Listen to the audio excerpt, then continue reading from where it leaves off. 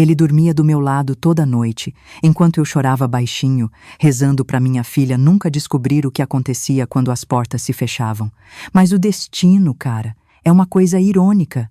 No final, foi ela quem me traiu do pior jeito possível. Olá, meu nome é Letícia. Hoje eu tenho 75 anos e vou contar uma história que eu nunca achei que teria coragem de compartilhar. Antes de começar, queria te pedir um favorzinho, você que está me assistindo agora. Deixa seu like nesse vídeo, se inscreve no canal e me conta aí nos comentários de onde você está assistindo, tá bom? Isso me ajuda demais a continuar trazendo minhas histórias para vocês. Essa história começa lá em 1969, quando eu tinha 34 anos. Pode parecer estranho para vocês hoje em dia, mas naquela época, uma mulher de 34 anos já era considerada quase uma senhora, sabe? Principalmente se fosse mãe de uma adolescente, que nem eu era. Minha filha Júlia tinha 14 anos, uma menina linda, inteligente, com um futuro brilhante pela frente. Ela tinha os mesmos olhos castanhos que os meus, mas o sorriso... o sorriso era do pai dela, o Marcos. Um sorriso que, com o tempo, eu aprendi a temer. A gente morava numa cidadezinha do interior de Minas Gerais, daquelas onde todo mundo conhece todo mundo, sabe? Onde os segredos são guardados atrás de sorrisos educados na missa de domingo. Por fora, éramos a família de comercial de margarina. O Marcos era respeitado, trabalhava no banco da cidade, usava terno e gravata todo santo dia. Eu cuidava da casa e fazia uns bicos de costura para as dondocas da cidade. A Júlia era uma das melhores alunas do colégio, tocava piano nas festinhas da igreja, namorava o filho do dono da farmácia. Um bom rapaz que os pais adoravam. Mas dentro de casa... Nossa! Dentro de casa, a história era outra, completamente diferente. O Marcos começou a beber logo no primeiro ano de casados. No começo, era só no fim de semana. Depois, passou a ser quase todo dia. Ele chegava em casa cheirando a cachaça, com os olhos vermelhos, a gravata frouxa. Nos primeiros anos ele só gritava, quebrava as coisas, me humilhava com palavras. Você não serve para nada, Letícia. Ele dizia, olha essa casa, olha essa comida. Nem isso você consegue fazer direito. Eu aguentava calada. Naquela época, em 1969, mulher desquitada era mal vista, uma vergonha para a família. Minha própria mãe dizia, casamento é assim mesmo, minha filha. Homem tem o gênio forte, a gente tem que ter jogo de cintura. E eu ia levando, engolindo o choro, escondendo as marcas roxas nos braços quando ele começou a passar das palavras para a agressão. A Júlia cresceu nesse inferno. Eu tentava proteger ela como eu podia, sabe? Mandava ela dormir na casa das amigas quando via que o Marcos estava pior que o normal. Inventava desculpa para os hematomas. Bati na quina da mesa, filha. Escorreguei no banheiro. Que boba. Isso não é nada, só uma alergiazinha. Mas criança sente as coisas, né? Mesmo sem entender tudo, ela sabia que tinha algo muito errado. A situação foi piorando aos pouquinhos, como água fervendo bem devagar. Vocês conhecem aquela história, né? Você bota o sapo na panela com água fria e vai esquentando. Ele nem percebe que tá morrendo até ser tarde demais. Foi assim comigo por quase 15 anos. Cada dia um pouquinho pior que o outro, mas nunca uma mudança tão grande que me desse a coragem de pegar minha filha e simplesmente sumir. Até aquela noite. Eu nunca vou me esquecer. 17 de junho de 1969, uma terça-feira. Tava caindo o mundo lá fora, uma chuva de inverno que deixava tudo escuro no meio da tarde. O Marcos chegou em casa encharcado e furioso porque tinha perdido uma promoção no banco. Antes mesmo de fechar a porta, já começou a gritar. Jogou a pasta em cima da mesa, derrubando um vaso que minha mãe tinha me dado. Quebrou em 1000 pedacinhos, igual a minha vida naquela noite. A Júlia estava na sala, fazendo lição de matemática. Ela levantou o olho assustada quando o pai entrou daquele jeito. Vai pro seu quarto, eu sussurrei para ela. Mas o Marcos viu, e aquilo só deixou ele com mais raiva. Fica aí mesmo, menina, ele berrou.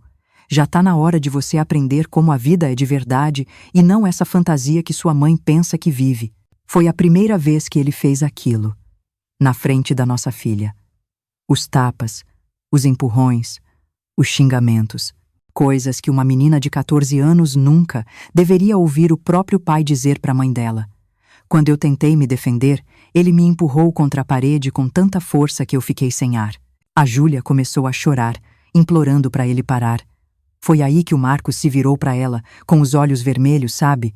E disse algo que congelou o meu sangue. Para de chorar, sua mimada. Qualquer dia desses, eu vou te ensinar a ser mulher de verdade, já que sua mãe não consegue nem isso. Naquele momento, alguma coisa dentro de mim quebrou. E ao mesmo tempo, se fortaleceu. Foi como se todas as correntes que me prendiam àquela vida tivessem sido cortadas de uma vez. Não era mais sobre mim, sobre o que eu aguentava. Era sobre a minha filha, sobre o que eu não ia permitir que acontecesse com ela. Esperei o Marcos cair no sono, bêbado como sempre. Peguei a Júlia, que ainda tremia toda depois daquela cena, e falei baixinho: arrume uma malinha, só com o essencial. A gente vai embora hoje à noite. Os olhos dela se arregalaram. Pra onde, mãe? Pra São Paulo. Sua tia Célia vai dar um abrigo pra gente até a gente arrumar um canto. Vocês precisavam ver a cara dela. Foi como se ela tivesse levado um tapa. Eu não posso ir embora. E a escola? E minhas amigas? E o Léo? Léo era o namoradinho dela, filho do farmacêutico. Primeiro amor. Vocês sabem como é. Júlia. Eu segurei as mãos dela, tremendo tanto quanto ela. Ou a gente sai daqui agora, ou eu não sei o que pode acontecer da próxima vez. Ela chorou em silêncio enquanto arrumava a mala. Pegou a foto com as amigas, o diário, umas roupas. Deixou para trás o urso de pelúcia da infância. Já sou grande demais para isso, ela disse. Mas eu vi como os olhos dela ficaram parados nele por um tempo. Aquela noite marcou o fim da infância dela de várias maneiras. Saímos de casa às 3 da manhã, com o pouco dinheiro que eu tinha escondido ao longo dos anos. Meu seguro para uma emergência que eu rezava para nunca ter que usar. Pegamos o primeiro ônibus para São Paulo às 5 da manhã. Lembro da Júlia sentada do meu lado, olhando pela janela enquanto nossa cidade ia ficando para trás na neblina da manhã. Ela não disse uma única palavra durante a viagem toda de 8 horas, mas as lágrimas, silenciosas, não paravam de escorrer. Quando o ônibus entrou na rodoviária de São Paulo, ela finalmente se virou para mim, com um olhar que eu nunca vou esquecer. Uma mistura de dor, raiva e acusação, que perfurou minha alma como uma faca. Você destruiu a minha vida, ela disse, cada palavra lenta, carregada de ressentimento. Tudo o que eu conhecia. Meus amigos, meu namorado, minha escola. Tudo acabou por sua culpa. Aquelas palavras ficaram gravadas em mim, sabe? A ferro e fogo. Na hora, eu tentei explicar que era pro bem dela, para nos proteger. Mas como explicar uma coisa dessas para uma adolescente de 14 anos, que acabou de ter o mundo virado de cabeça para baixo? Para ela, eu não era uma heroína salvando a gente do perigo. Eu era a vilã, que tinha arrancado tudo que ela amava. E assim começou nossa nova vida em São Paulo. Carregando não só as poucas malas que a gente conseguiu trazer, mas também o peso daquele ressentimento que, sem eu saber, cresceria em silêncio como um câncer nos anos seguintes. Até explodir da pior maneira possível. Os primeiros meses em São Paulo foram como viver em outro planeta. A gente saiu de uma cidadezinha onde o maior barulho era o sino da igreja às 6 da tarde para uma metrópole que nunca dormia. Era buzina, sirene, o ronco dos ônibus o tempo todo. Tudo era grande demais, rápido demais, assustador demais. Minha irmã Célia nos recebeu de coração aberto, mas o apartamento dela era um ovinho. Um quarto e sala conjugado com a cozinha, no terceiro andar de um prédio antigo lá no Brás. A gente improvisou um colchão na sala para mim e para Júlia. É temporário, eu dizia toda noite antes de dormir, mais para me convencer do que para ela. Ela só virava pro lado, fingindo que nem ouvia. A gente acordava às 5 da manhã, ainda no escuro. Eu preparava um cafezinho rápido enquanto a Júlia se arrumava para a escola nova. Uma escola pública, bem diferente do colégio de freiras que ela estudava no interior. As meninas aqui são diferentes, mãe. Ela me disse depois da primeira semana. Falam de coisas que eu nem sabia que existiam. O brilho nos olhos dela, que eu conhecia tão bem, parecia ter se apagado. Enquanto ela ia para a escola, eu pegava 2 ônibus para chegar na fábrica de costura, onde a Célia tinha me arrumado uma vaga.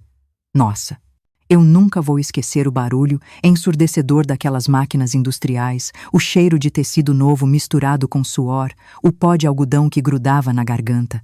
Eu sentava às 7 da manhã numa cadeira dura, com outras 20 mulheres, cada uma curvada sobre sua máquina. A gente trabalhava até às 6 da tarde, com só meia hora pro almoço.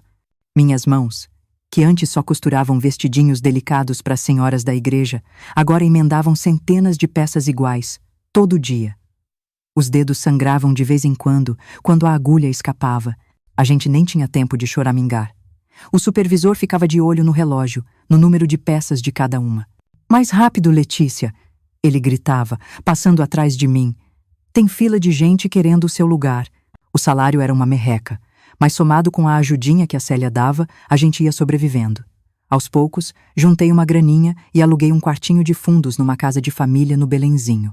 Era minúsculo, com um banheiro que mal dava para virar, mas era nosso. O primeiro lugar que a gente podia chamar de lar desde que fugimos no meio da noite. A Júlia continuava distante. Ela fazia o que eu pedia, sabe? Ia para a escola, ajudava em casa, estudava quando eu insistia, mas tinha um muro invisível entre a gente. Às vezes, perto do aniversário dela ou no Natal, eu pegava ela chorando baixinho, olhando a única foto que trouxe das amigas. São só lembranças, querida.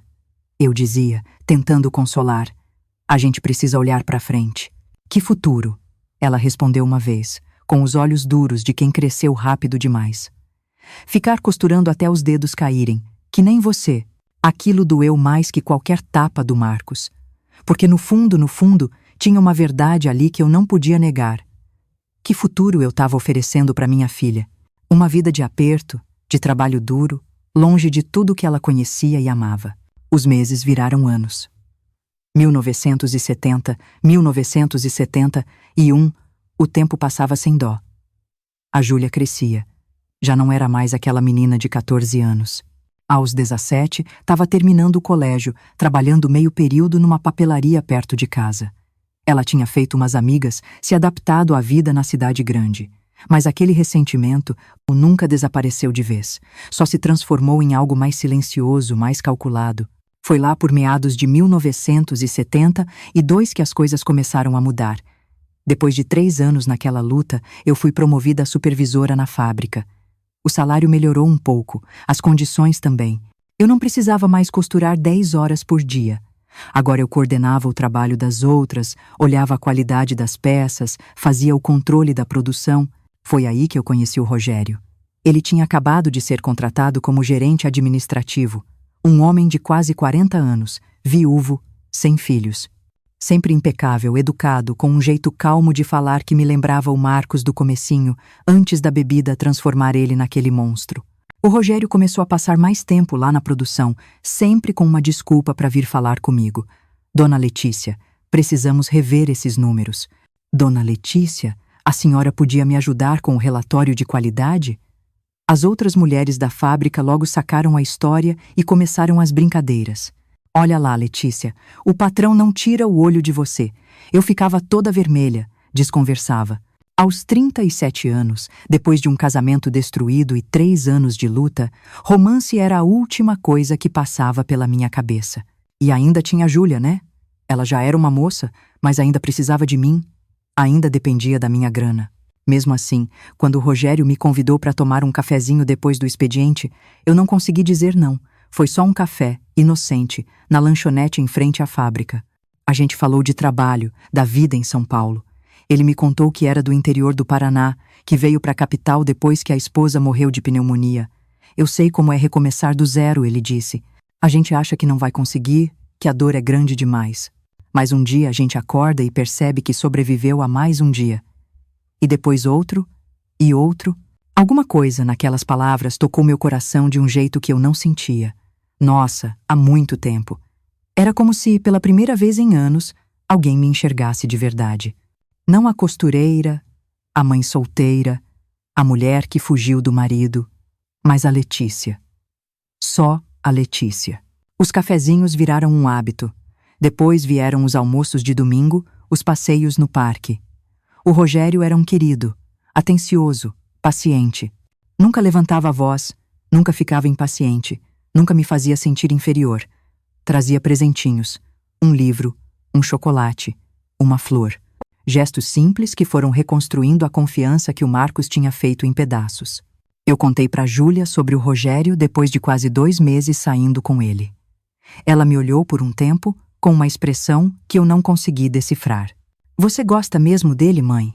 Ela perguntou. Gosto, respondi, sentindo o rosto esquentar que nem uma adolescente. Ele me faz bem. Só toma cuidado. Ela deu de ombros, voltando a atenção para o caderno. Homem é tudo igual no final das contas. Aquela resposta me preocupou, sabe? Tão cínica para uma menina tão nova. Eu percebi que as feridas que o Marcos deixou não eram só minhas. A Júlia também carregava cicatrizes, algumas que eu nem imaginava. Talvez a amargura dela não fosse só pela mudança de vida. Talvez fosse um medo muito parecido com o meu. O Rogério pediu para conhecer ela. Eu preparei um jantarzinho simples no nosso quarto. Cozinhei o melhor que eu pude com o pouco que a gente tinha. O Rogério chegou na hora, trazendo um bolo de chocolate da padaria e um livro de poesia para Júlia. Ele tinha sacado, nas minhas histórias, que ela gostava de ler. O jantar foi esquisito. O Rogério se esforçou, perguntou da escola, dos planos para o futuro. A Júlia respondia na educação, mas com frases curtas, sim, não, talvez. Tinha uma tensão no ar que eu não conseguia quebrar. No final da noite, quando o Rogério se despediu, ele beijou minha mão. Eu vi os olhos da Júlia acompanhando cada gesto, cada palavra, como se estivesse estudando um inimigo. Ele parece legal, ela disse depois que ele foi embora, num tom que não combinava nada com as palavras. Você mal falou com ele, eu respondi, começando a tirar os pratos. Não preciso falar muito para saber o tipo de homem que ele é. Ela pegou o livro que o Rogério trouxe, folheando. Todos eles são uns amores no começo, né? O pai também era, pelo que você me conta. Aquilo me deixou sem resposta. Ela estava certa, de um jeito. O Marcos também tinha sido um doce, até não ser mais. A dúvida plantou uma sementinha no meu coração. Será que eu estava cometendo o mesmo erro? Mas o Rogério era diferente. Eu sentia isso. Nos 3 meses seguintes, ele provou isso de todas as maneiras. Respeitava meu espaço, meu tempo, minhas dúvidas. Quando finalmente aceitei o pedido de namoro dele, foi como se um solzinho entrasse na vida difícil que a gente levava. As coisas em casa, porém, ficavam cada vez mais tensas. A Júlia, agora com 17 para 18 anos, parecia odiar cada minuto que eu passava com o Rogério. Inventava desculpa para eu cancelar nossos encontros, criava pequenas emergências, ficava doente do nada bem nos dias que a gente tinha marcado alguma coisa. Você não tá vendo o que tá acontecendo? Ela disse uma noite. Depois que eu desmarquei mais um jantar porque ela estava com dor de cabeça. Você tá deixando ele entrar no meio da gente, depois de tudo que a gente passou juntas. Não é assim, minha filha. Tentei explicar. Ter o Rogério na minha vida não quer dizer que eu te amo menos ou que vou te abandonar. Você já abandonou tudo por mim uma vez, ela respondeu, com os olhos brilhando de um jeito que parecia raiva, mas que depois eu entenderia que era algo muito, muito mais perigoso. Vamos ver se você faria de novo. Eu não entendi o que ela quis dizer naquela hora. Achei que era medo de filha, de perder a atenção da mãe para um novo amor. Ah, se eu tivesse escutado de verdade. Se eu tivesse prestado atenção no que estava por trás daquelas palavras. Talvez eu pudesse ter evitado a tempestade que estava vindo. Quando o Rogério me pediu em casamento, uns 3 meses depois eu não hesitei. Era rápido, sim, principalmente para a época. Mas aos 37 anos, depois de tudo, eu sentia que merecia essa chance de ser feliz. Ele tinha um apartamento próprio no Tatuapé, um bairro bem melhor que o nosso. A Júlia ia ter um quarto só para ela, uma sala de verdade, uma cozinha decente. A gente vai ser uma família, eu disse para Júlia, mostrando o anel simples que o Rogério me deu. Uma família de verdade dessa vez. Ela olhou para o anel por um bom tempo. Depois para mim. Um sorriso estranho apareceu nos lábios dela. Um sorriso que não chegava nos olhos. Claro, mãe, ela disse. Uma família. De verdade. Foi o jeito que ela falou aquilo que devia ter me alertado. Tinha alguma coisa ali, uma promessa, uma ameaça. Uma determinação fria que passou batido no meu momento de felicidade. Eu estava tão focada no futuro lindo que parecia finalmente ao meu alcance, que não via as nuvens escuras se formando bem ali, na minha frente. O casamento foi marcado para dali a 2 meses. Uma coisinha simples no cartório, com um almoço depois. A Júlia parecia ter aceitado a ideia, até se ofereceu para ajudar com os preparativos. De repente, ela estava toda interessada em conhecer melhor o Rogério, em passar tempo com ele. Na época, eu achei um ótimo sinal. Pensei, pronto, ela finalmente está aceitando que ele vai fazer parte da nossa vida. Como eu estava enganada. Como eu estava terrivelmente, dolorosamente, Enganada. O casamento estava marcado para o final de julho de 1972. Uma cerimônia simples, no cartório. Só eu, o Rogério, a Júlia e uns poucos amigos que a gente fez naqueles anos difíceis em São Paulo. As semanas antes do casamento foram esquisitas. A Júlia, que sempre foi fria com o Rogério, de repente parecia super interessada em conhecer ele melhor. Chegava mais cedo da papelaria, perguntava do dia dele na fábrica, fazia questão de passar um cafezinho quando ele ia nos visitar. Ela finalmente tá aceitando, meu bem, comentei com o Rogério uma noite. Acho que ela entendeu que você é diferente do pai dela. O Rogério sorriu, apertando minha mão. É normal, Lúcia. Ela só tá preocupada com você. Qualquer filha ficaria, depois do que vocês passaram. Ah, como eu queria acreditar naquelas palavras. Como eu precisava acreditar que finalmente tudo ia dar certo, que a gente ia ser uma família normal. 2 semanas antes do casamento, a Júlia pediu para conversar com o Rogério, a sós. Quero fazer uma surpresa para você no dia do casamento, mãe, ela explicou, com os olhos brilhando de um jeito que me lembrou a menina que ela era, antes de tudo. Preciso da ajuda dele. Eu saí de casa naquela tarde com o coração leve. Pensei que talvez ela fosse cantar na cerimônia, ou sei lá, que tinha juntado dinheiro para comprar um presente especial.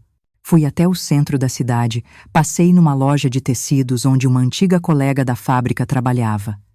Ela tinha guardado um retalho de renda lindo para o vestido simples que eu mesma estava costurando.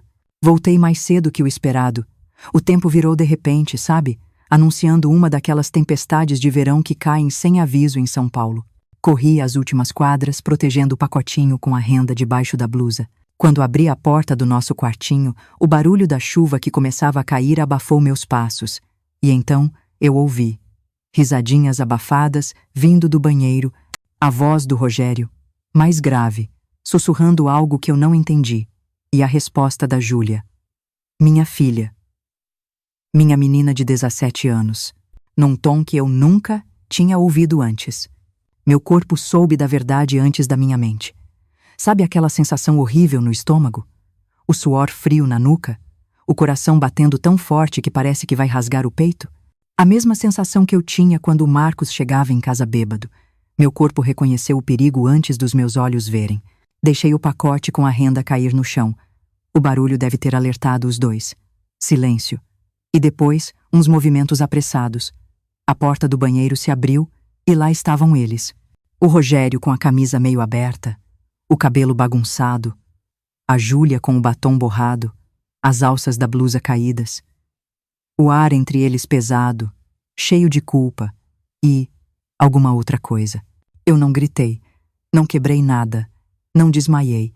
Uma calma estranha tomou conta de mim. A mesma calma que eu senti naquela noite, quando decidi que a gente ia embora da casa do Marcos. Mãe, a Júlia começou, mas a voz dela morreu quando viu meu rosto. Não tinha lágrima nem desespero, só uma certeza fria, cristalina. Há quanto tempo? Perguntei. Minha voz saiu mais firme do que eu imaginava ser possível. Os dois se olharam. Ninguém queria ser o primeiro a falar. Foi o Rogério que quebrou o silêncio, tentando uma desculpa. Letícia, meu amor, não é o que você está pensando. Eu levantei a mão, cortando ele. Eu perguntei. Há quanto tempo? A Júlia deu um passo à frente, os olhos fixos nos meus. Não tinha vergonha ali. Só um brilho de triunfo que gelou meu sangue. 2 semanas, ela respondeu, a voz baixa, mas clara. Desde aquele dia que eu pedi para falar com ele a sós. Não foi difícil, sabe? Ele não é tão diferente do pai quanto você pensa. As palavras dela eram facas, cada uma encontrando exatamente o lugar que mais doía. O Rogério tentou se aproximar, gaguejar alguma coisa, mas meu olhar manteve ele no lugar. Foi quando a Júlia disse a frase que eu nunca vou esquecer. Agora você sabe como é. Perder tudo que você ama de uma vez só.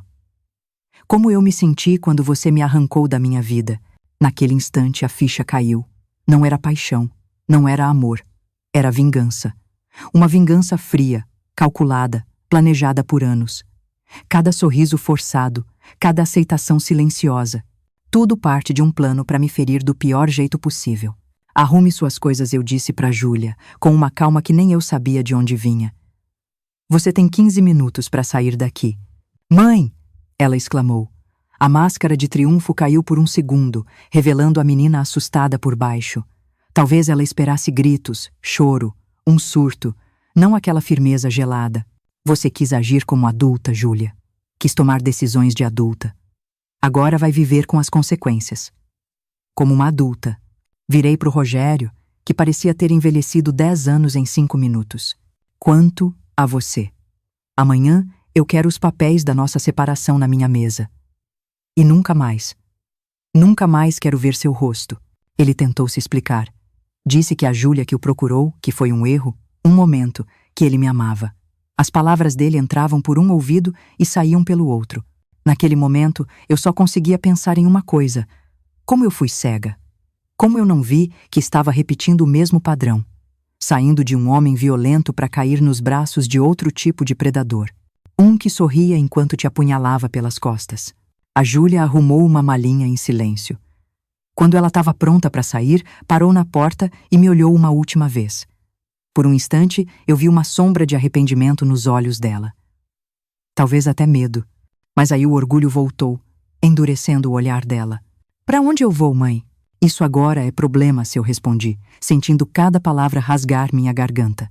Você é adulta o suficiente para seduzir o noivo da sua própria mãe. É adulta o suficiente para achar um lugar para morar. Ela saiu na chuva, que agora caía forte, sem olhar para trás. O Rogério fez menção de ir atrás dela. Eu vou resolver isso. Eu não posso deixar ela sozinha na rua. Eu bloqueei a porta com meu corpo. Se você sair por essa porta atrás dela, nunca mais volte. Ele hesitou, dividido. Por um momento, eu achei que ele fosse ficar. Que talvez houvesse uma chance de entender o que tinha acontecido. Então, ele pegou o paletó e saiu também. Os ombros curvados sob o peso da chuva e da vergonha. Eu fiquei sozinha naquele quartinho, com o pacote de renda ainda caído no chão. Só então, quando não tinha mais ninguém para ver, eu me permiti chorar. Chorei até não ter mais lágrimas, até meu corpo inteiro doer. Na manhã seguinte, com os olhos inchados e a mente clara, eu tomei 2 decisões. A primeira foi procurar um advogado, para registrar uma queixa formal contra o Rogério. A Júlia tinha 17 anos, ainda era menor de idade. O que ele fez não era só uma traição, era um crime. A segunda decisão foi mais difícil. Eu peguei o endereço da mãe de uma das colegas da Júlia na fábrica, onde eu imaginava que ela teria ido. Escrevi uma carta curta, dizendo que tinha registrado a queixa e que ela deveria se preparar para ser chamada como testemunha. Não tinha raiva na carta, nem acusação, só os fatos. O que aconteceu e o que ia acontecer. Você quis me punir pelo que achou que eu fiz com você, escrevi no final, mas um dia você vai entender que tudo que eu fiz foi para te proteger. E eu espero que esse dia chegue antes que você cometa os mesmos erros que eu. A polícia foi atrás do Rogério no dia seguinte. Ele perdeu o emprego na fábrica, claro. O escândalo se espalhou feito fogo. A supervisora, traída pelo gerente com a própria filha adolescente. Algumas mulheres me olhavam com pena. Outras, com aquela curiosidade doentia de quem assiste a um desastre de longe. O processo foi humilhante. Tive que detalhar minha vida inteira para estranhos, responder perguntas íntimas, ouvir insinuações de que talvez eu tivesse sido negligente. O Rogério foi condenado por corrupção de menor. Uma pena leve, mas o suficiente para acabar com a reputação dele. A Júlia se recusou a testemunhar. Fiquei sabendo por uma amiga em comum que ela tinha arrumado um emprego de balconista numa loja de departamentos e alugado um quartinho perto da estação de trem. Estava seguindo em frente, do jeito que dava. Nos meses que se seguiram, eu me afundei no trabalho. Economizei cada centavo, determinada a nunca mais depender de homem nenhum.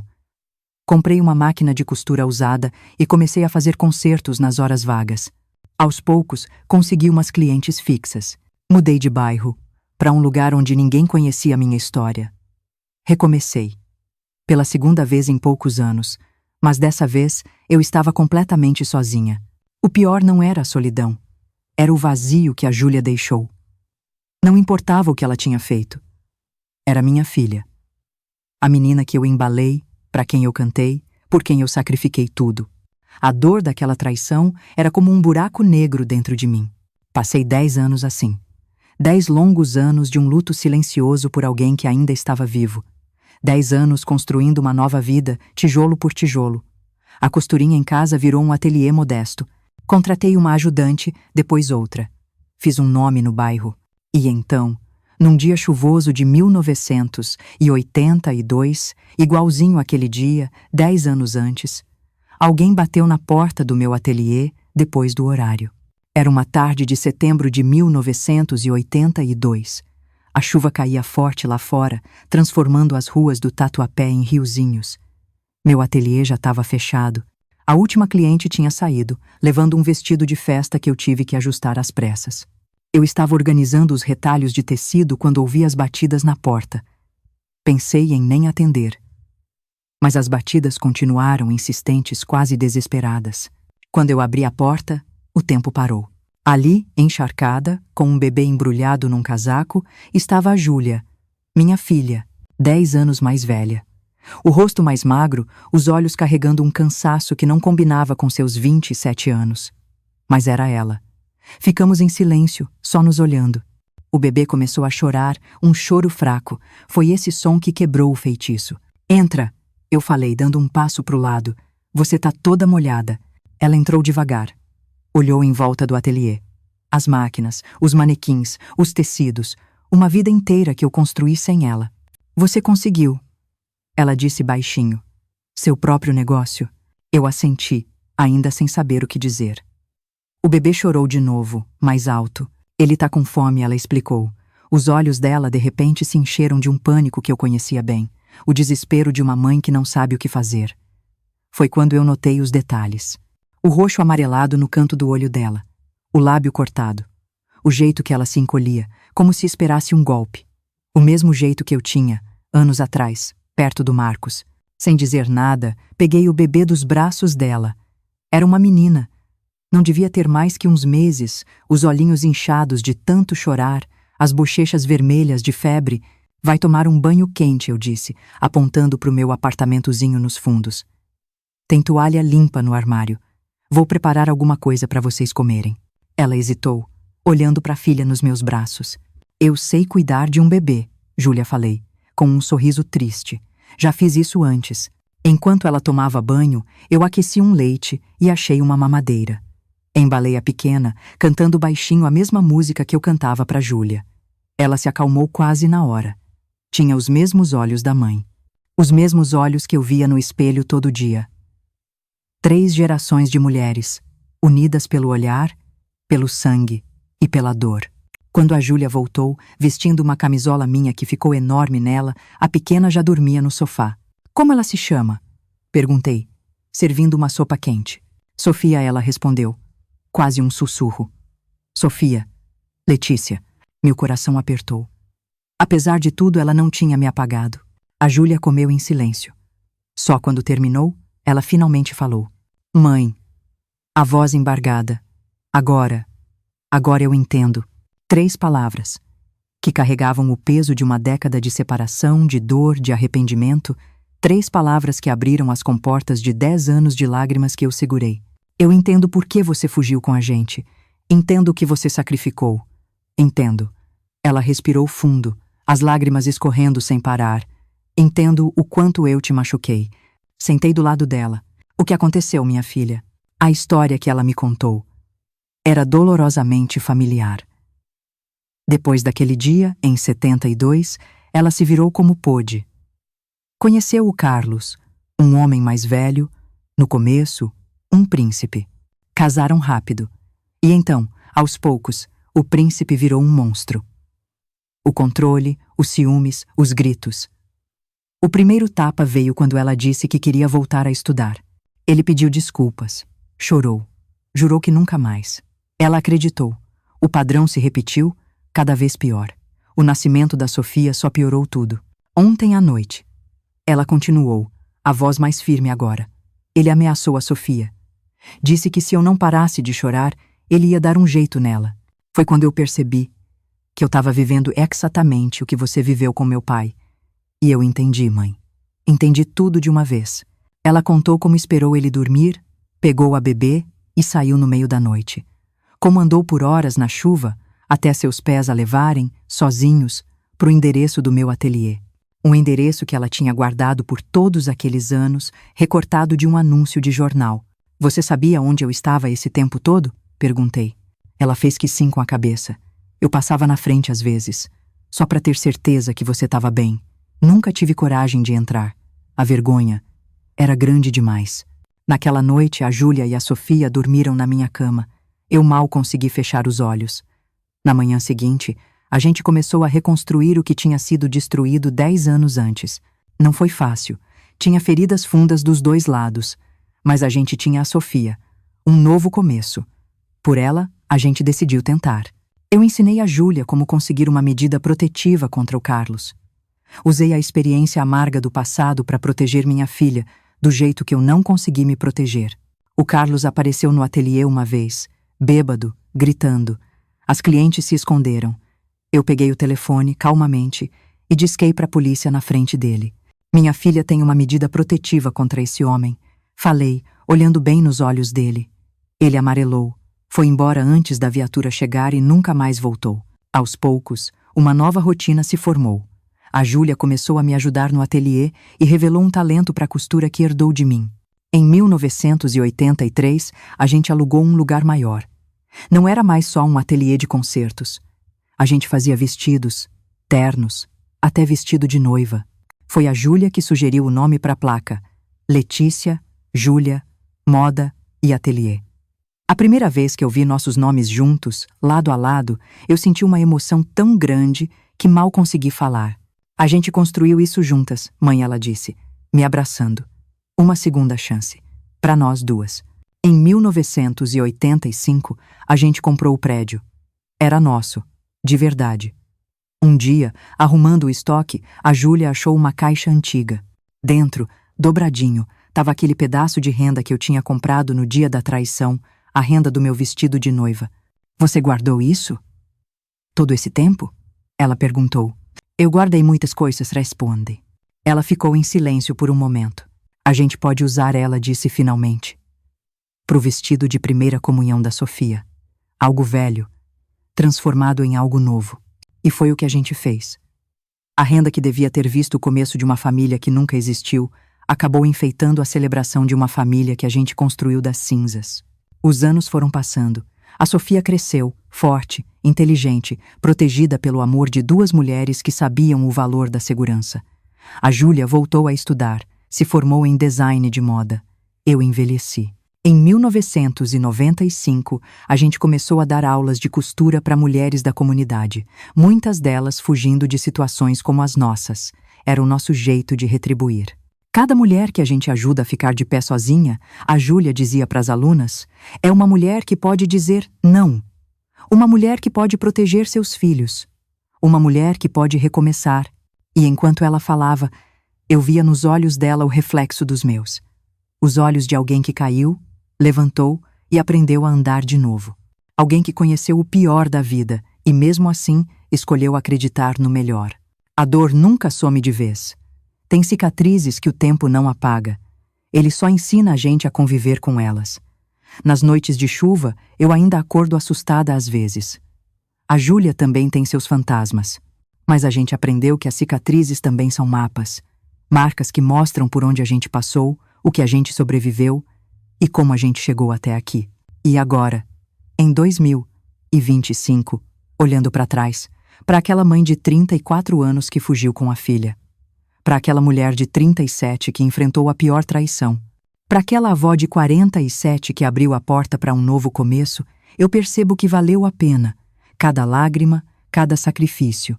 Porque hoje, aos 75 anos, eu tenho o que muita gente não consegue. Uma segunda chance. Uma filha que entendeu, perdoou e foi perdoada. Uma neta que cresceu cercada de amor, hoje formada em direito, defendendo outras mulheres. E um legado de força que vai continuar muito depois que eu for embora. Se você está assistindo isso e se identificou, saiba de uma coisa. Também existe esperança para você. Também existe um amanhã. Também existe cura, recomeço, perdão.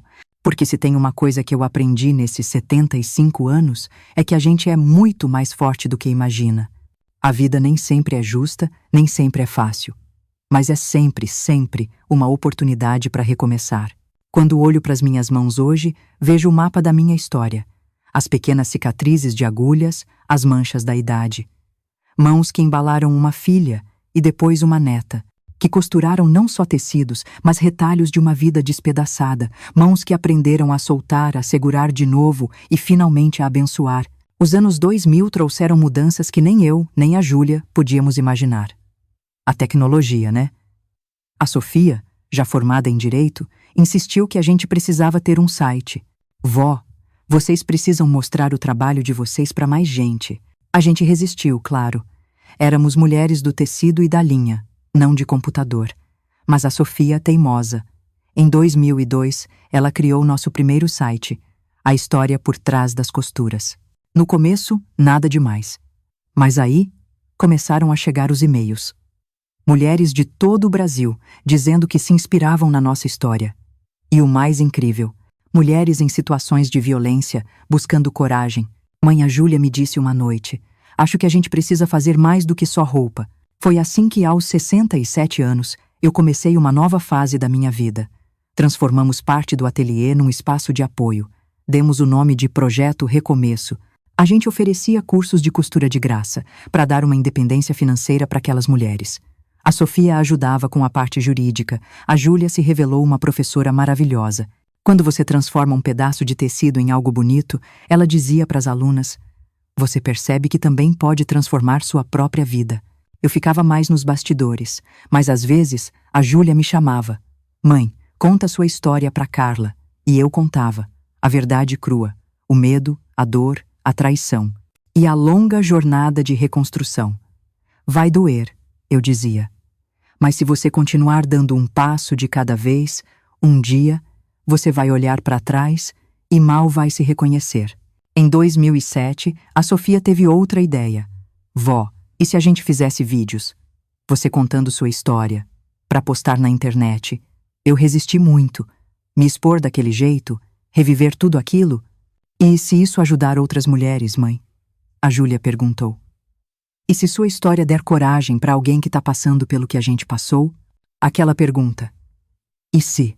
Gravamos o primeiro vídeo ali mesmo, no ateliê. Minhas mãos tremiam, eu esqueci tudo. Só fala com o coração, vó, a Sofia disse, e eu comecei a falar.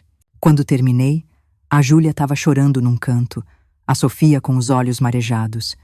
Eu senti uma leveza, como se tivesse tirado um peso das costas. Aquele primeiro vídeo, postado num site chamado YouTube, teve poucas visualizações, mas um comentário me marcou. Assisti isso no abrigo onde estou escondida com meus filhos. Obrigada por me mostrar que existe um depois. Um depois. Era tudo que eu queria dizer. A gente continuou gravando, e aos poucos uma pequena comunidade se formou. Em 2010 me convidaram para dar uma palestra. Eu, uma costureira, num auditório lotado. Não sou especialista, comecei, com a voz trêmula. Não tenho diplomas, tenho apenas a minha história. E se ela servir para iluminar o caminho de uma única pessoa, já valeu a pena.